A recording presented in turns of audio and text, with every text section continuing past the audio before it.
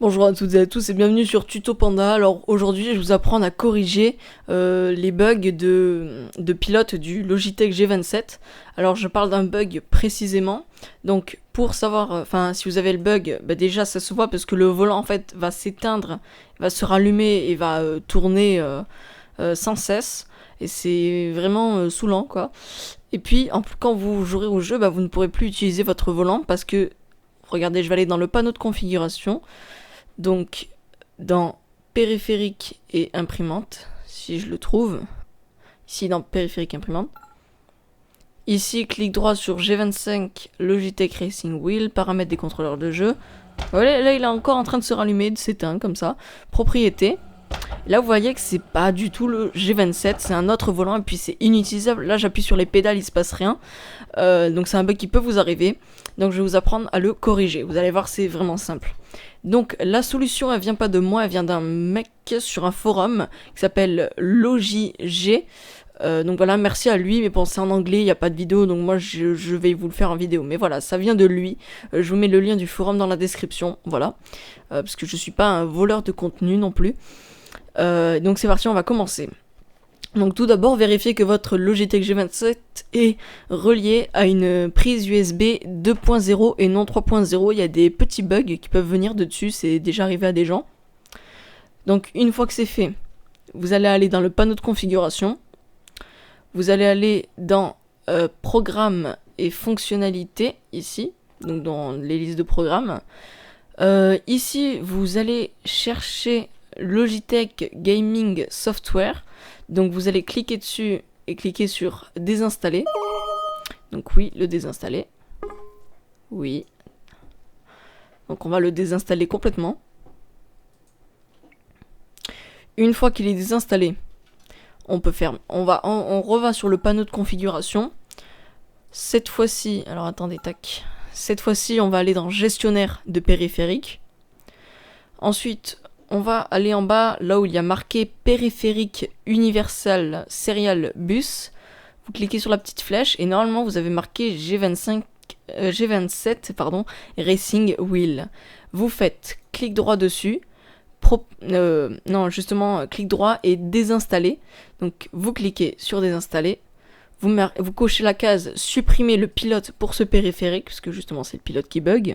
Ok. Une fois que c'est fait, vous allez débrancher votre G27 de votre ordinateur, donc la prise USB. Et une fois que vous l'avez débranché, vous allez redémarrer votre ordinateur. Donc je vais le redémarrer, je vous retrouve juste après. Donc ça y est, mon ordinateur a redémarré. Donc une fois qu'il est redémarré, vous allez aller dans la description de ma vidéo et vous allez voir, je vous ai mis deux liens, un lien avec marqué X32 bits et un lien avec X64 bits. Donc ça dépend de votre carte mère. Donc pour savoir si vous c'est du 32 bits ou du 64 bits, si vous ne le savez pas, il vous suffit d'aller dans l'explorateur de fichiers, d'aller sur votre PC, de faire clic droit, propriété. Et donc ici, vous aurez marqué type du système d'exploitation, soit 32 bits, soit 64 bits, donc comme le mien. Donc si c'est 64 bits, vous cliquez sur X64, et si c'est 32, X32. Donc je clique sur X64. Ok. Donc automatiquement, ça va vous ouvrir la petite fenêtre de téléchargement du profil, du pilote du G27. Vous mettez enregistrer le fichier.